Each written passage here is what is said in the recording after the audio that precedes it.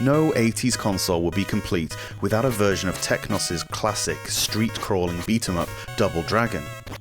Slightly more complex than a lot of Game Boy titles up to this point, nevertheless it's a concept that should be doable on the 2-button layout. It should be possible to emulate how it was done on the NES in terms of controls, and largely that's what we have here. The thing that hits you straight away is the sluggish speed of the game.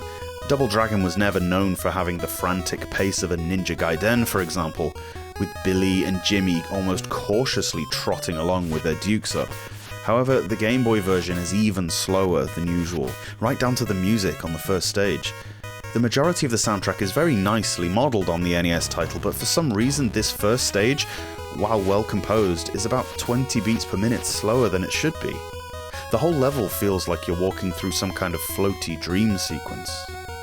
The level layouts are not based off any other version as far as I can make out, and the level up system is not there.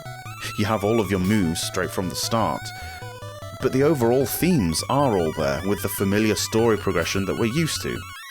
The series did occasionally have a nagging habit of putting some real nasty platforming bits in places, but apart from a couple of instances, this one's fair. There is a part on stage 3 with some moving platforms that you cannot just walk onto like it seems you can. You'll have to jump across them. This requires the screen to scroll with you, and it appears that it doesn't quite work properly. You seem to get pushed back, causing you to miss the platform entirely. It's cheap, but learnable, and can be put down to inadequate testing rather than developer trolling. Another example of garbage platforming comes right before the final boss. There are what appears to be drawers, a line of about 6 that open and close apparently randomly, pushing you back and doing a ton of damage. I've studied it and I don't think there's a pattern. Given the sluggish rate at which the controls respond, there's absolutely no way to avoid the drawers if they decide to pop out, meaning you have to take a run and jump and hope the total wipeout stagehands behind the wall don't decide to smack you one. Graphically, the game is done pretty well, although obviously hindered by the smaller screen. Hey, there's a lot to cram in, and the sprites are scaled well. Any larger and visibility would be limited.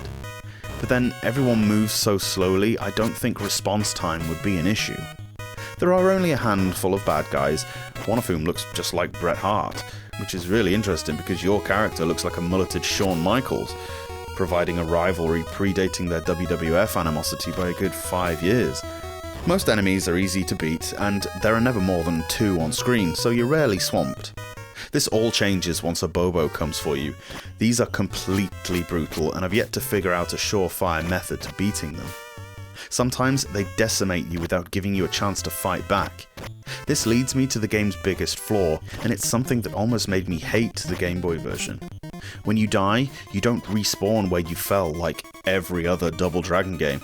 No, you have to restart the entire level, meaning you have to tackle the whole stage, complete with Abobo's bullshit platform sections and bosses on 1 life. That's just too hard. In fact, it's Double Dragon 3 hard. Double Dragon could have been really good, but it's let down by a lethargic pace, scrolling that doesn't always work, and a really unfair death policy. Instead of trying to rush this trilogy onto the Game Boy, there's a sequel this same year, would you believe? More time should have been taken ironing out the dodgy bits. The hype surrounding the series didn't go away for ages, it wouldn't have hurt to wait. I don't dislike the game by any means, but it's really gutting that the first entry in this franchise is not the classic it should have been.